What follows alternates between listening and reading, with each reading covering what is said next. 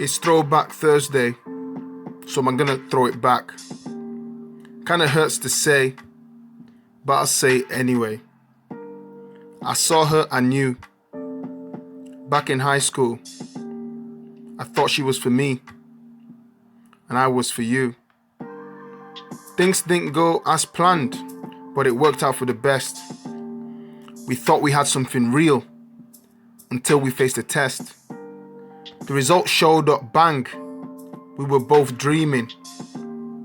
We woke up, we broke up. Both people steaming. 11 years over.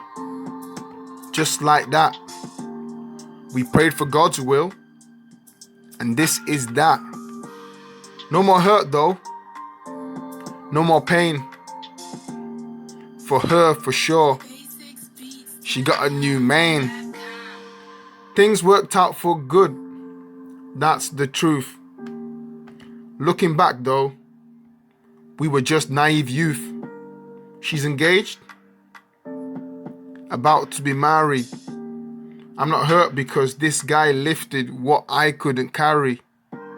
So today, I give him a round of applause. One day I'll find my wife. I'm glad you found yours.